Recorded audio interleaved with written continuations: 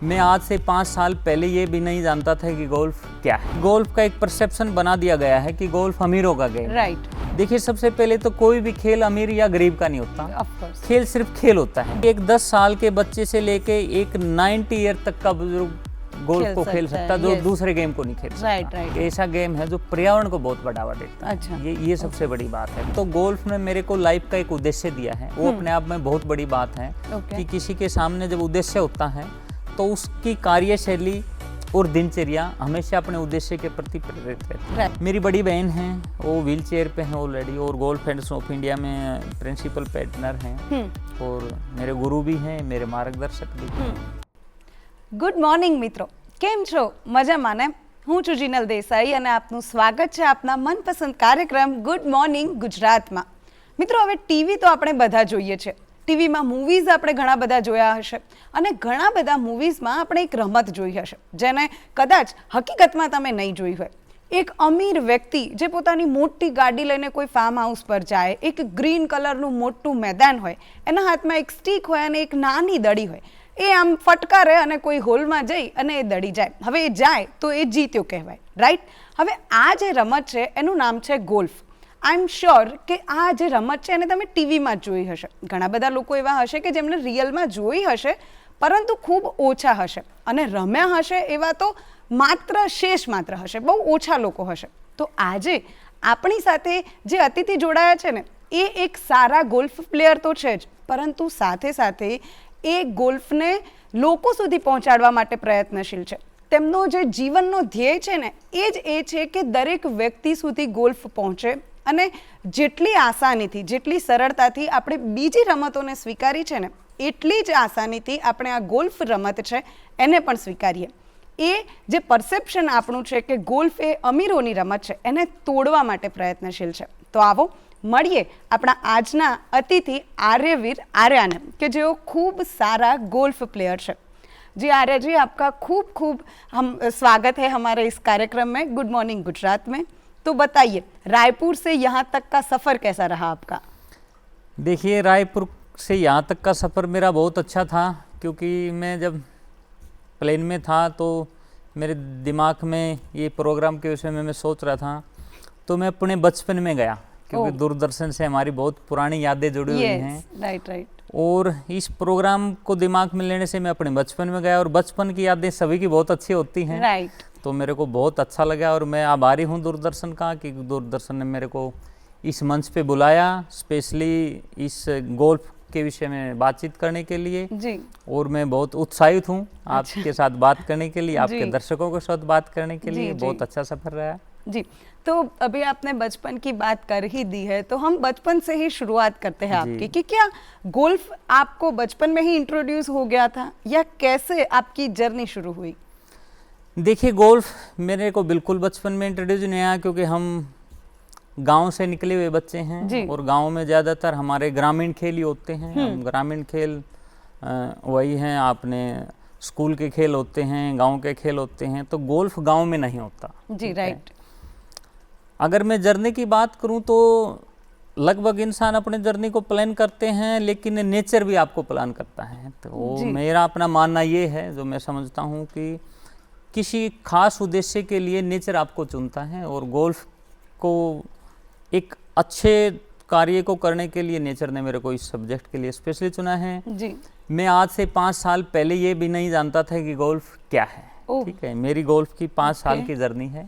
5 साल पहले गोल्फ में मैं आया, उसके बाद मैंने गोल्फ को इंट्रोड्यूस किया, तो मैंने गोल्फ को महसूस किया, ये इतना अच्छा गेम है, इतनी अच्छी सोसाइटी इसका पार्ट है, और सबसे बड़ी बात कि आप ग्रीन के साथ जुड़े रहते हो। ग्रीन आप समझ सकते हो कि नेचर को देख के आप 10 मिनट भी, जब कोई आज के दिन आदमी उदास होता है या परेशान होता है या किसी भी मेंटली डिस्टर्बेंस में होता है, तो उसको डॉक्टर भी सलाह देते हैं कि आप घूमने जाइए, राइट। आप रिजोर्ट में जाइए, है ना। कि उसका एक सीधा कारण ये है कि आप नेचर के साथ कनेक्ट होइए। जब आप नेचर के साथ कनेक्ट होते हैं तो आप बहुत मेंटली रिलैक्स होते हैं। और गोल्फ को आप नजदीक से समझेंगे तो गोल्फ तो पूरा का पूरा नेचर ही है। अच्छा। एक रिजोर्ट है, आप समझ के देखिए, ग्रीन है, एक नेचर की ब्यूटी है। तो जब मैंने उसको समझा बहुत गहराई से, फिर मैंने उसको स्टडी किया, तो जो आपका अभी मैं समझ पा रहा था कि गोल्फ का एक परसेप्शन बना दिया गया है कि गोल्फ अमीरों का गेम है।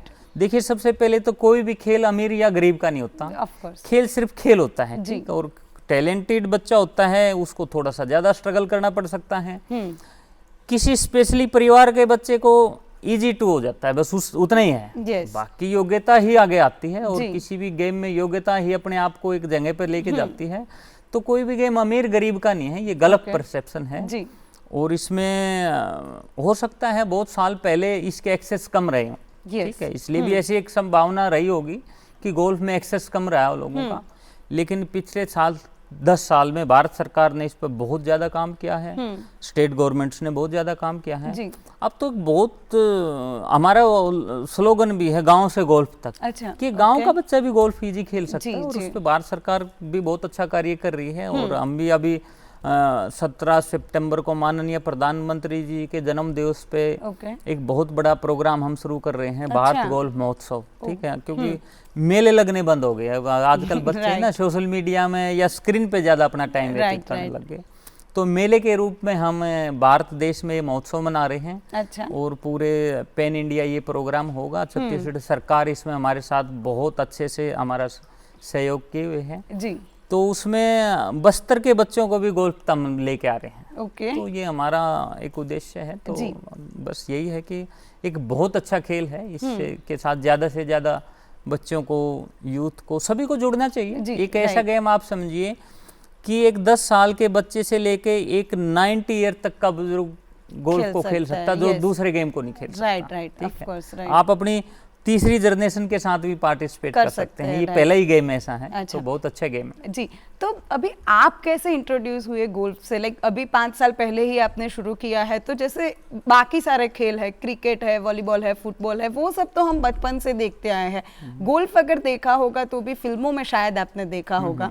तो आपने क्यों तय किया कि कोई और खेल नहीं, लेकिन मुझे गोल्फ ही खेलना है? देखिए, मेरा एक एक्सीडेंट हुआ, मैं 3-4 साल बेड पर रहा। तो उस टाइम मेरे को मेरे फार्म हाउस के नज़दीक गोल्फ कोर्स था, तो मैं उसमें गोल्फ में मेरा जाना हुआ। अच्छा, तो मैं बैठ के वहाँ पे, और मेरी मूवमेंट नहीं होती थी, तो मैं बैठ के गोल्फ को समझता था। अच्छा, तो मैंने थोड़ा सा टाइम स्पेंड किया। और उसके बाद मैंने, जैसे ही मैं ठीक हुआ, तो मेरे को अपनी लाइफ में ये उद्देश्य मैंने सेट किया कि मेरे को लाइफ में कुछ करना है। तो फिर मैं, क्योंकि गोल्फ ऑल डे में इंट्रोड्यूस हो चुका था, गोल्फ मेरे जहन में, मेरी मेमोरी में बहुत अच्छे से मैंने गोल्फ को इमेजिन किया। तो फिर मैंने ये उद्देश्य लिया कि क्यों ना मैं गोल्फ पे ही अपने जीवन को समर्पित करूं। अच्छा। और गोल्फ के माध्यम से ही मैं कुछ अच्छा कार्य करने का विचार करूं, अच्छा कार्य करने का प्रयास करूं। फिर उसके बाद हमने प्लान किया और गोल्फ फेडरेशन ऑफ इंडिया को हमने इंट्रोड्यूस किया। तो गोल्फ फेडरेशन ऑफ इंडिया का फाउंडर हूं मैं। हमने इस ऑर्गेनाइजेशन को बनाया, और गोल्फ के साथ साथ इस परसेप्शन को चेंज करने के लिए golf federation of India environment पे, एजुकेशन पे बहुत अच्छे से कार्य कर रही है। आप देखेंगे तो हमने काफ़ी अच्छा किया है, काफ़ी यूनिवर्सिटीज़ के साथ, स्टूडेंट्स के साथ।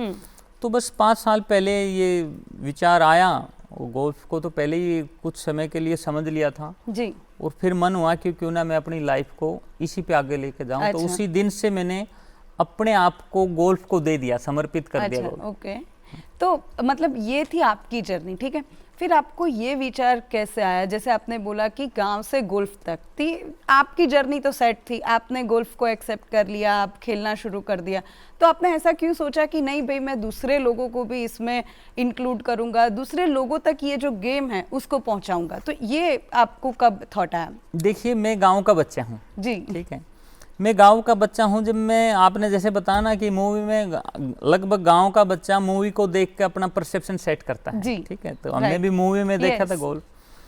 तो मैं दिल्ली में द्वारका में रहता हूं। अच्छा। तो हम बच्चे थे, तो हमारे आस पास में ना छावला BSF कैंप का गोल्फ कोर्स होता था। तो तब हम वहां से गुजरते थे तो उस दीवार के उस तरफ हमारे को ये लगता था कि कुछ अलग है, और हमारे को जाने नहीं दिया जाता था क्योंकि आपका एक्सेस नहीं था उस नहीं था वहां पे। तो मैं पहली बार आपको बताऊं कि केंजविले गोल्फ में हमारा एक इवेंट था, माननीय मुख्यमंत्री जी उसमें चीफ गेस्ट थे जी। तो उस प्रोग्राम में मैंने पहली बार गांव के बच्चों को इंट्रोड्यूस किया था और करीब उसमें 2 से 3 हजार बच्चे आए थे। मैं व्यक्तिगत तौर पे गांव के मुखिया, वहाँ केंजविले गोल्फ कोर्स के आसपास जितने भी गांव में, बहुत व्यक्तिगत तौर पर सभी गांव के मुखिया को, बच्चों को, स्कूल टीचर को, सभी को जानता हूँ जी जी। मैं पर्सनली जाके मिला और मैं गांव के सभी बच्चों को उस कोर्स में मैंने हमारे ब्रांड एम्बेसडर हैं माननीय जक्षे शाह जी, जो कि गोल्फ फेडरेशन ऑफ इंडिया के ब्रांड एम्बेसडर क्यूसीआई के चेयरमैन हैं, जक्षे जी से मैंने बात की कि हमारे को गांव के बच्चों को इंट्रोड्यूस करने का मन है। तो उन्होंने भी अपनी बहुत खुशी जाहिर की कि ये तो बहुत अच्छी बात है और मैं खुद चाहता हूँ कि बच्चों का एक्सेस बढ़े, और केंजविले गोल्फ कोर्स तो ऑलरेडी हम चाहते हैं कि वहाँ ज़्यादा से ज़्यादा बच्चे आएँ और गोल्फ को नज़दीक से समझें, गोल्फ को सीखें। तो उस टाइम पे हमने एक स्लोगन सेट किया था जक्षे जी के और हमने कि गांव से गोल्फ तक। तो हम गांव के बच्चों को तब उस गोल्फ कोर्स पे लेके आए। तो एक वो बाइट भी है एक टीचर की, उन्होंने वो वीडियो भी मैं आपके साथ शेयर करूंगा कि उन्होंने बताया कि सर हम जब यहाँ से गुजरते थे, हम भी ऐसे ही गुजरते थे और हम भी यही सोचते थे कि इस दीवार के उस तरफ कुछ स्पेशल है और कुछ अलग है, और आज जब हम इसके अंदर हैं तो हमारे को बहुत अच्छा लग रहा है और सब कुछ आम है। ऐसा नहीं है कि जैसा दिखाया गया है, एक नॉर्मल चीज है। ठीक है, डेकोरेशन अलग अलग जगह की, अलग अलग स्पोर्ट्स की अलग अलग चीज की अलग होती है, स्पोर्ट्स के अलग अलग कोर्स हैं, बैडमिंटन का अलग सेटअप मिलेगा, रेसलिंग का अलग मिलेगा, जूडो का अलग मिलेगा, तो गोल्फ का एक अलग सेटअप है, उसके अलावा और कुछ नहीं है। तो जब एक गांव का बच्चा और मैं अपने आप को उस गोल्फ कोर्स तक लेके गया तो मेरे को लगा कि शायद ये जर्नी सभी के लिए होनी चाहिए। इन्हीं में से कोई टैलेंट निकल के आएगा, इन्हीं से कोई अच्छा बच्चा। अगर मैं आपको बेसिक बात बता देता हूँ, जैसे उड़ीसा है, झारखंड है, छत्तीसगढ़ है, ये जो हमारी बेल्ट है इंडिया की, इस बेल्ट में हॉकी का एक अलग टैलेंट है। हालांकि प्लेयर देखो कहीं से भी निकल सकता है, जैसे आप करेंगे रेसलिंग का, हरियाणा की, पंजाब में एक अलग टैलेंट निकल के आएगा। तो इस बेल्ट में हॉकी का एक अलग टैलेंट है। तो हॉकी में और गोल्फ में कुछ डिफरेंस नहीं है, आपको बॉल को भी कनेक्ट करना है बस, ठीक है। तो हम ज्यादातर इस बेल्ट में अभी प्लानिंग कर रहे हैं कि गांव के बच्चों को एक ट्रेनिंग सेशन चलाएं। अभी हमने रायपुर में, छत्तीसगढ़ में अपना हमारा कोच है और हमने एक ट्रेनिंग सेशन स्टार्ट किया है 30 डेज का। तो उसमें जो स्टूडेंट्स को हम ट्रेनिंग दे रहे हैं। तो मेजर चीज यही है कि गाँव का बच्चा गोल्फ तक आए तो ये हमारे को एक अलग चीज दिखाई देगी। हम अपने आप को ये मानेंगे कि हाँ ये एक प्लेटफॉर्म सक्सेस है। और शायद लोगों का परसेप्शन टूट चुका है कि गोल्फ अमीरों का गेम है। एक गेम है, सभी के लिए अच्छा है, अमीर का बच्चा भी खेल सकता है, उसमें कोई बात नहीं है, और गरीब का बच्चा भी खेल सकता है। कोई भी गेम है ना, टैलेंट का होता है और उसकी एक जर्नी होती है, स्ट्रगल, प्रैक्टिस गरीब के बच्चे को भी करनी है, प्रैक्टिस अमीर के बच्चे को भी करनी है, इसमें ऐसा कुछ नहीं है। तो ये धारणाएं हैं या ये जो परसेप्शन है ये गलत है। इसको हमारे को उस नजरिए से देखना पड़ेगा कि हमारे लिए एक गेम है और खासकर पर्यावरण के लिए बहुत अच्छी चीज है। एक ऐसा गेम है जो पर्यावरण को बहुत बढ़ावा देता है। ये सबसे बड़ी बात है। प्लांटेशन बहुत होती है, ग्रीनरी को बहुत ज्यादा प्रमोट करता है, ये सबसे मुख्य बात है। तो अभी जैसे आपने बोला कि आप तो कोशिश कर रहे हैं, राइट, कि आप बच्चों को ला रहे हैं, उनको सिखा रहे हैं, लेकिन अगर कोई बच्चा हो, गांव का हो, शहर का हो, कोई भी, अगर उसे शुरुआत करनी है गोल्फ सीखने की, तो क्या फर्स्ट स्टेप क्या होगा, वो कैसे कर सकता है, उसके बारे में थोड़ा सा बताइए आप। देखिए, अगर कोई गांव का बच्चा गोल्फ खेलना चाहता है, मेरा तो अपना मानना यह है, सबसे पहले उसको स्क्रीन से बाहर निकलना पड़ेगा। ठीक है, फिजिकली ग्राउंड पे आना पड़ेगा। और सबसे पहले अपने आप को किसी भी गेम के लिए, बात गोल्फ की नहीं है, किसी भी गेम के लिए बच्चे का एक बेसिक स्ट्रक्चर होता है, उसको अपने आप को फिजिकल फिट करना पड़ेगा, जिसके उसको रनिंग करनी पड़ेगी, उसको बेसिक एक्सरसाइज करनी पड़ेगी। जब एक गांव का बच्चा स्क्रीन से बाहर निकल के बेसिक रूटीन में आएगा ना, तो किसी भी गेम की तरफ आ सकता है। अगर उसको गोल्फ खेलना है, अगर मैं जर्नली बात करूं, अब एक स्लम गोल्फ है, ठीक है, बॉम्बे में स्लम गोल्फ बच्चे खेलते हैं। तो उन बच्चों ने क्या किया है, उनके पास बेसिक इक्विपमेंट नहीं है। बेसिक इक्विपमेंट ये है कि बहुत महंगे आते हैं, ऐसा नहीं है। तो उन्होंने आयरन का कुछ क्लब बनाया है। अच्छा। ठीक है, आयरन को लिया है, उसको मोड़ दिया और क्लब बनाकर उन्होंने स्टार्ट कर दिया। आज स्लम गोल्फ के नाम से अपने आप में एक मूवी भी आई है, स्लम गोल्फ। तो गाँव का बच्चे भी ऐसे अपने लिए, देखो ये क्या है, अगर हम आज से 30 साल के बच्चे, मैं अपनी जर्नी को याद करता हूँ, आज से 30 साल पहले बच्चे खुद अपना रास्ता बनाते थे। ठीक है, अगर हमारे को हॉकी खेलना है तो हम जाते थे गांव से, पेड़ से हमने हॉकी की तरह एक स्टिक को काट लिया, उसको ठीक कर लिया और खेलना स्टार्ट कर दिया। ठीक है, आजकल क्या है ना, आजकल का बच्चा ये सोचता है कि हर चीज उसको प्रोवाइड की जाएगी। ठीक है, ये बहुत बड़ी बात है, ये गलत है कि पेरेंट्स उसको एक, ये जो ब्रांड का परसेप्शन है, ब्रांड, तो आज गांव का बच्चे के दिमाग में ये है कि उसको ब्रांडेड स्टिक चाहिए, शूज चाहिए, ब्रांडेड टी शर्ट चाहिए, तो वो गेम में जाएगा। उसको चेंज करना पड़ेगा। सबसे पहले उसको बेसिक तैयार होना पड़ेगा, खुद तैयार होना पड़ेगा। अच्छा। उसको निजी, आज आप स्टार्टिंग देखेंगे, अगर मैं हरियाणा है, यूपी है या पंजाब है, जिस मैं दिल्ली से आता हूँ स्पेशली, तो हमारी बेल्ट में क्या ना, ज्यादातर बच्चे कैरियर के लिए कबड्डी, रेसलिंग, जूडो, इस प्रकार के गेम करते हैं। ठीक है, तो उनको कोई बेसिक सुविधाएं नहीं दी जाती गांव में। वो खुद बचपन से दौड़ करना शुरू कर देते हैं, फिर खुद बचपन से कहीं गांव में जाके स्कूल के टीचर के साथ चीजें स्टार्ट कर दी। तो जैसे जैसे इम्प्रूवमेंट होती है, धीरे धीरे उनको स्ट्रक्चर में आना पड़ता है। स्टेट चैंपियनशिप में आएगा तो स्टेट कैंप लगेंगे, नेशनल चैंपियनशिप में आएगा तो नेशनल कैंप होंगे, तो गवर्नमेंट के पैनल पे ऑटोमेटिक आना स्टार्ट हो जाता है। जी। तो क्या गांव का बच्चे के लिए मैं यही कहूँगा, सबसे पहले वो स्क्रीन से बाहर निकले। वो अपने लिए किसी लोहे की आयरन को लो, एक क्लब तैयार करे, एक बॉल ले और उसको मारना शुरू करे। जी। अपने आप आ जाएगा, बॉल से कनेक्ट होगा, उसका इंटरेस्ट होगा। तो देखो, इंटरेस्ट अपना रास्ता खुद बना लेता है। राइट, इसमें कोई डाउट नहीं है। जी। आप किसी भी बड़े स्पोर्ट्समैन को देखें, अगर उसका मन है कि मेरे को ये करना है, ठीक है, माननीय अब्दुल कलाम साहब भी तो यहाँ तक आए ना। जी, राइट। उनके पास बेसिक कुछ था ही नहीं। Yes, right. तो रास्ता खुद अपने आप बना लेते हैं। तो अभी जैसे आपने बोला कि फिटनेस जरूरी है, तो गोल्फ और फिटनेस का ताल्लुकात क्या है, थोड़ा सा आप समझाइए। देखिए, किसी भी गेम का ताल्लुकात फिटनेस से है। गोल्फ भी सभी गेम की तरह एक फिटनेस का गेम है। ऐसा नहीं है कि आदमी ये सोचता है कि उसके अंदर फिटनेस नहीं होगी तो ठीक है, वो एक एंजॉय के लिए, एक मेंटल रिलैक्स के लिए, एक रूटीन वर्क के लिए तो गोल्फ खेल सकता है। लेकिन अगर किसी बच्चे को गोल्फ में अपना करियर बनाना है, तो उसको जैसे सभी गेम है ऐसे ही अपने आप को फिजिकल ट्रेनर के साथ रहना पड़ेगा, अपने आप को, बॉडी को उसी प्रकार से ट्रेन करना पड़ता है। अच्छा, गोल्फ एक स्विंग का गेम है। गोल्फ एक मेडिटेशन का गेम है। आप समझिए, गोल्फ को अगर आपको लंबी बॉल मारनी है, आपकी स्विंग में स्ट्रेंथ चाहिए। ठीक है, लेकिन अगर आपको बॉल को होल में डालना है, ठीक, कनेक्ट करना है, तो आपको बिल्कुल मेडिटेट होना पड़ेगा बॉल पे। तो स्विंग और मेडिटेशन का कॉम्बिनेशन है गोल्फ।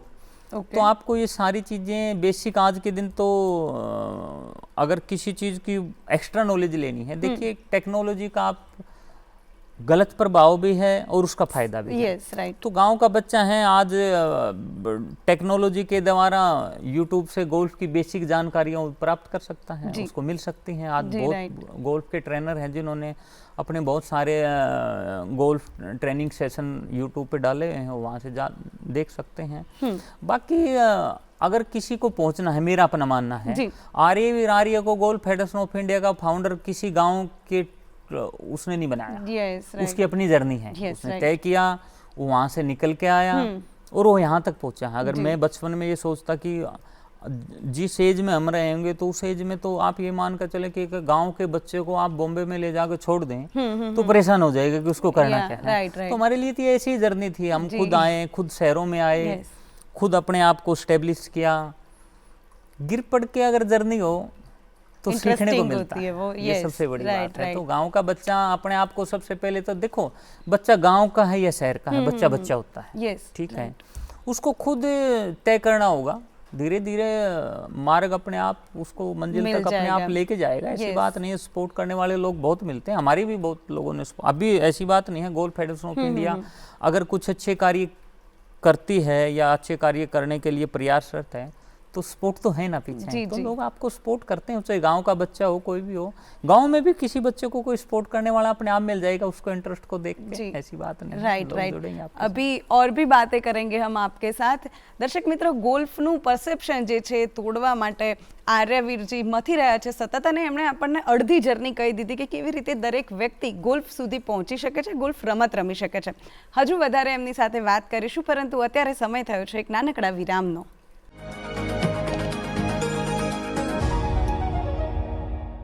તો વિરામ બાદ આપનું સ્વાગત છે દર્શક મિત્રો. હવે ફરીથી આપણે વાત કરીશું આર્યવીર આર્યાજી જોડે અને જાણીશું गोल्फ विषयની रसप्रद बातों. तो चलो ત્યારે शुरू करिए सफ़र. तो आर्या जी, अभी आपने ब्रेक में जाने से पहले हमने बात की कि गोल्फ में अगर आपको गोल्फ सीखना हो तो मेडिटेटिव होना चाहिए, आपको मेडिटेशन की बहुत ज़्यादा ज़रूरत पड़ती है, तो और एक्सरसाइज आपको करनी ही पड़ेगी, फिट रहना ही पड़ेगा, राइट जी. तो अभी गोल्फ है, उसने आपकी लाइफ में क्या चेंज किया है? लाइक मेडिटेशन जो है वो किसी भी नॉर्मल इंसान हो उसको भी जो है उसका इम्पोर्टेंस तो रहता ही है, उसे भी मेडिटेशन तो करना ही चाहिए. तो गोल्फ के खेल की वजह से आपकी लाइफ में कोई चेंजेस हुए हो, पॉजिटिव चेंज हुआ हो, उसके बारे में थोड़ा सा बताइए. देखिए, सबसे पहले तो गोल्फ की वजह से मेरी लाइफ का सबसे बड़ा चेंज तो यह है कि मेरे सामने मेरे को गोल्फ ने एक उद्देश्य दिया है. जी, ठीक है. राइट. आजकल ज़्यादातर लोग मेहनत बहुत करते हैं पर उद्देश्यहीन हैं. ओके. ठीक है, उनको ये नहीं पता कि उनका क्लियरिटी नहीं है कि करना क्या है ना, क्योंकि लोग बहुत सारे सब्जेक्ट पे काम करते हैं एक साथ, सब कुछ करना चाहते हैं. जी. मैं गोल्फ के अलावा कुछ नहीं करना चाहता. ठीक अच्छा. है, और मैं सिर्फ गोल्फ पे ही मेहनत करता हूँ. ओके. तो सबसे पहली बात तो गोल्फ ने मेरे को लाइफ का एक उद्देश्य दिया है, वो अपने आप में बहुत बड़ी बात है. ओके. कि किसी के सामने जब उद्देश्य होता है तो उसकी कार्यशैली और दिनचर्या हमेशा अपने उद्देश्य के प्रति प्रेरित रहती है. Right, right. दूसरा सबसे बड़ी बात है, अगर मैं गोल्फ की बात करूं तो मेरे को गोल्फ ने पर्यावरण के साथ बहुत बड़ा जुड़ाव दिया है. अच्छा. पर्यावरण के साथ मैं गोल्फ के साथ जुड़ा हूं, और ये मैंने महसूस किया कि गोल्फ के द्वारा हम पर्यावरण को बहुत ज़्यादा प्रमोट कर सकते हैं. ओके. इसलिए हम हर अपने टूर्नामेंट में, हमारा एक स्लोगन है one golfer one tree.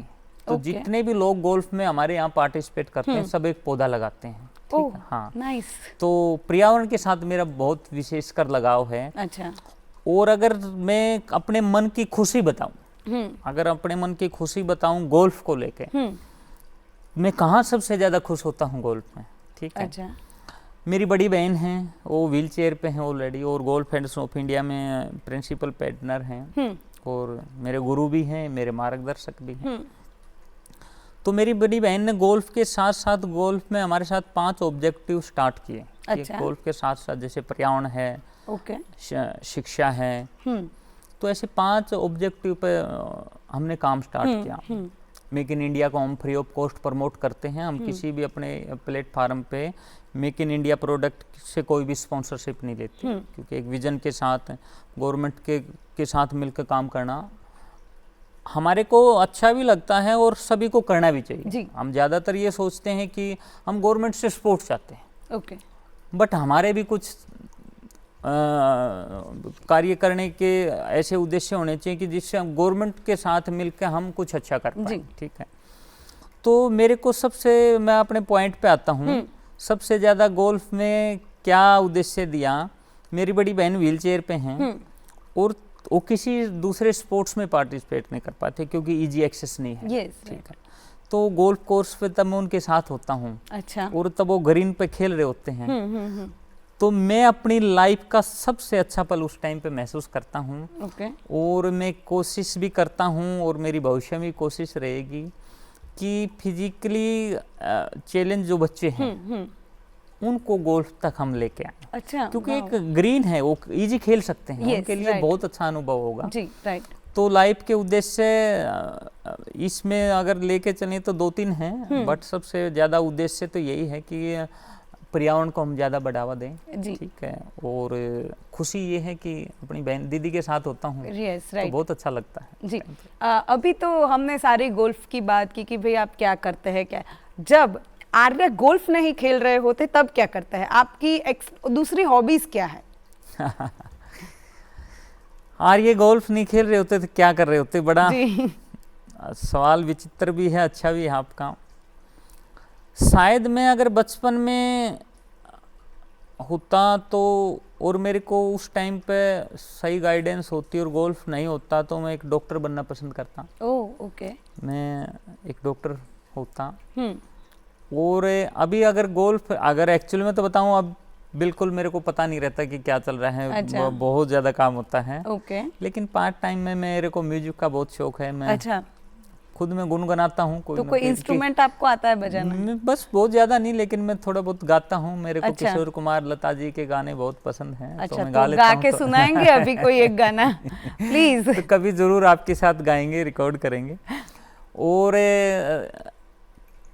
Book पढ़ने का भी मेरे को शौक है। अच्छा। हाँ, किताबें पढ़ लेता हूँ। मेरे को हिस्ट्री पढ़ने का बहुत शौक है। मेरे को हिस्ट्री पढ़ना बहुत अच्छा लगता है। हिस्ट्री में पढ़ना बहुत अच्छा लगता है, और लिटरेचर में पढ़ना बहुत अच्छा, आध्यात्मिक किताबें पढ़ना भी बहुत अच्छा लगता है। तो वही चीजें हैं कि ऐसी कोई बुक या ऐसी कोई कुछ भी जो आपको इंस्पायर करती हो, या फिर आपका जो आइडल है वो कौन है? स्वामी विवेकानंद की जीवनी। Oh wow, okay. मैं स्वामी विवेकानंद की जीवनी से बहुत ज़्यादा प्रभावित हूँ। और वो बुक मेरे को मेरी दीदी ने पहली बार दी थी उसको पढ़ने के लिए। मैं हमेशा साथ ही रखता हूँ, और मैं बहुत प्रभावित हूँ उस किताब से। तो स्वामी विवेकानंद जी के जीवन की कोई एक ऐसी बात जो आपको, जैसे ऐसे नहीं होता है कि छू जाती है, जो हमें पूरा चेंज कर देती है, हमारा पर्सपेक्टिव चेंज कर देती है, ऐसी कोई बात अगर हो तो? देखिए, स्वामी विवेकानंद की मन को छूने, यूथ के लिए मैं दो बातें बताऊंगा इसमें। यूथ के लिए जो स्वामी विवेकानंद ने स्लोगन दिया, उठो जागो, है ना। हाँ। और तब तक नहीं रुको जब तक आप अपने उद्देश्य को प्राप्त न कर, अपनी मंजिल को प्राप्त कर जी। तो यहाँ उठने का मतलब, ज्यादातर लोग ये सोचते हैं कि आपको सुबह बेड से उठना है। नहीं, बेड से उठना नहीं है उसमें। ये सबसे ज्यादा बहुत गहरा पॉइंट है। आपको अपने मन से उठना है।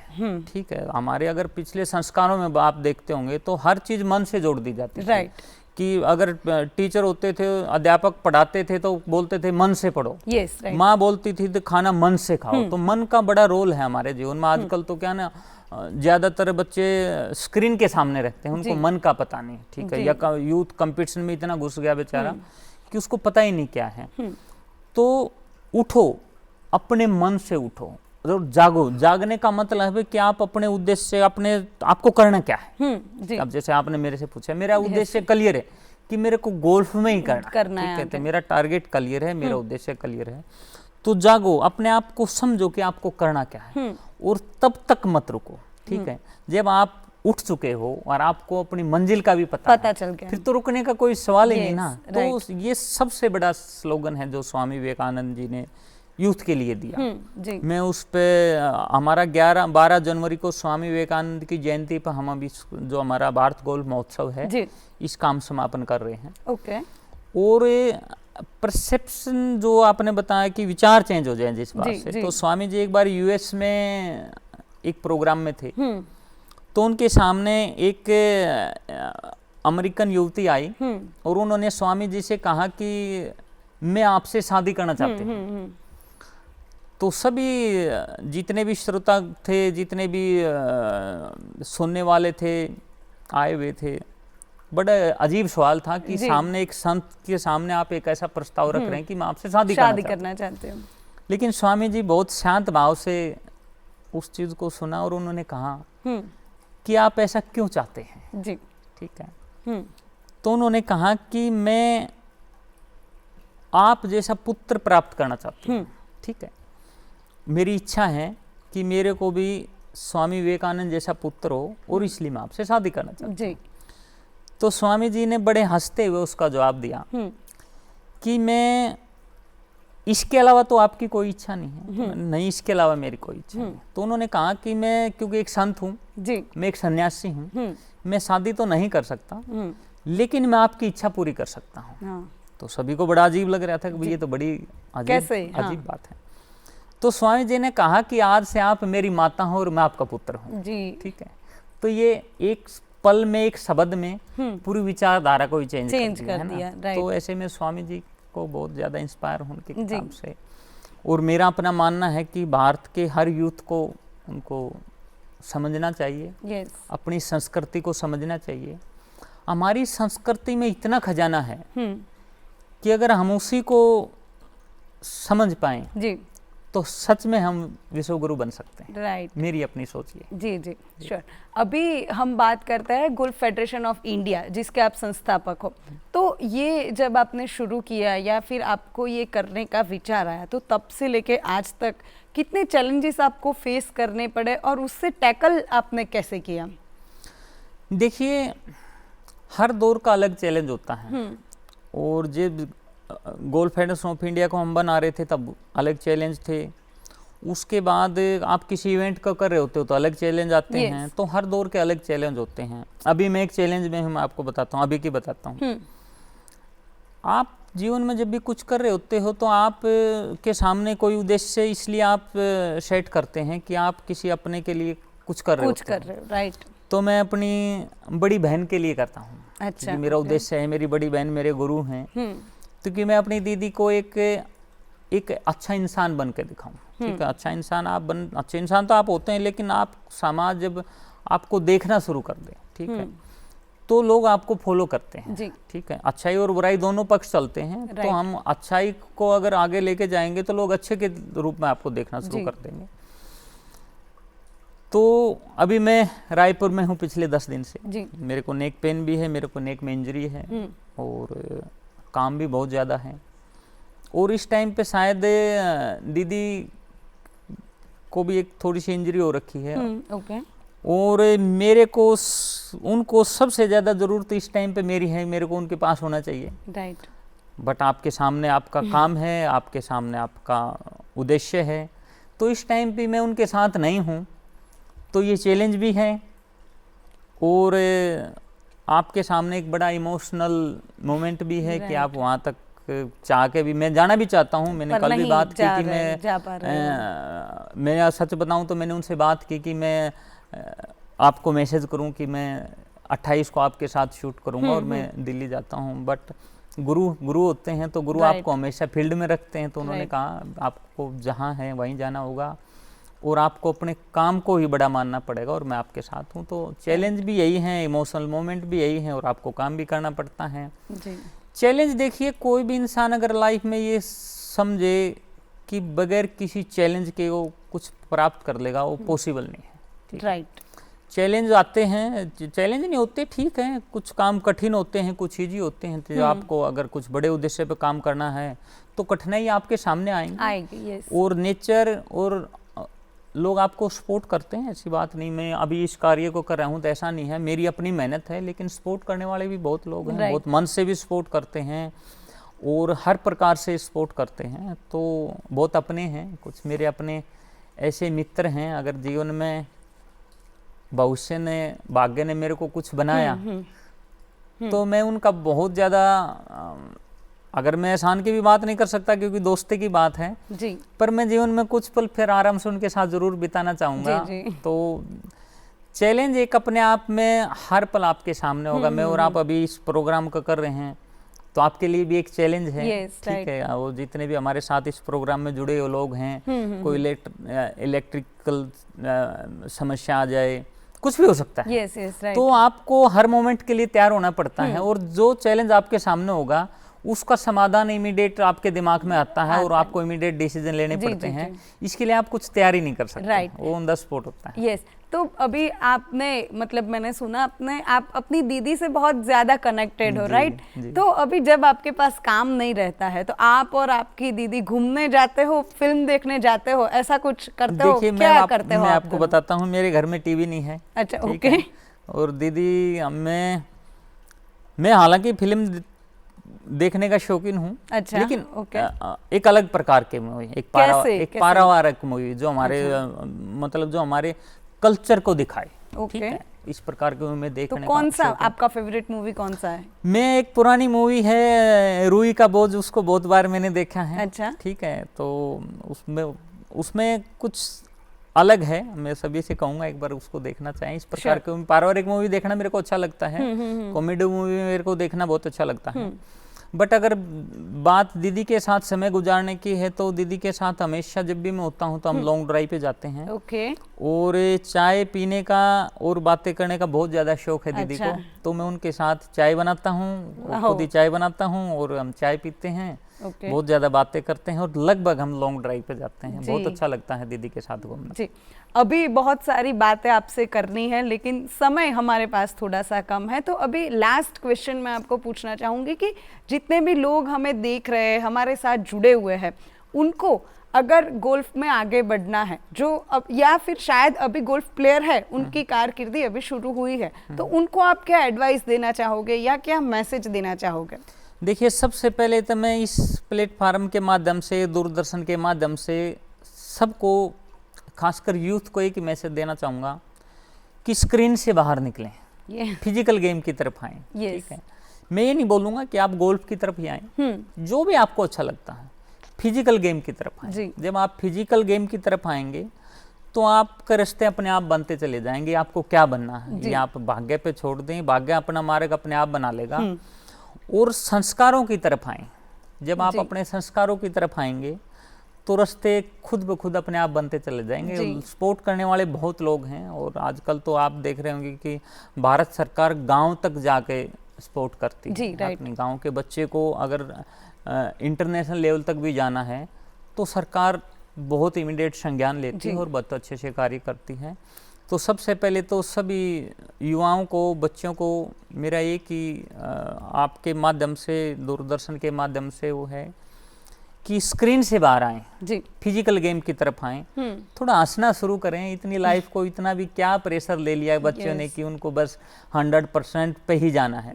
90% पे भी रह के खुशियाँ मिलती है, तो 90% को टारगेट करें, 100 को छोड़ ही दें तो शायद वो जीवन भी अच्छे से जी लेंगे और जीवन में कुछ नया सीखने को मिलेगा। तो बस यही है कि बस बहुत बहुत बहुत शुक्रिया आर्यवीर जी आपका। आपने आज बहुत सारी ऐसी बातें कही जो बहुत हम अनजान थे, हमें पता नहीं थी। जैसे आपको गोल्फ खेलना है तो ज़रूरी नहीं कि आपको रिसोर्ट में ही जाना पड़ेगा। स्लम गोल्फ की आपने बात की, चाय बनाने की आपने बात की, और हम उम्मीद भी रखते हैं कि किशोर कुमार का कोई गाना आप हमें गा के कभी सुनाएंगे। आज तो आपने हमारी विश पूरी नहीं की, पर फ्यूचर में हम उम्मीद रखते हैं कि हम सुन पाएंगे।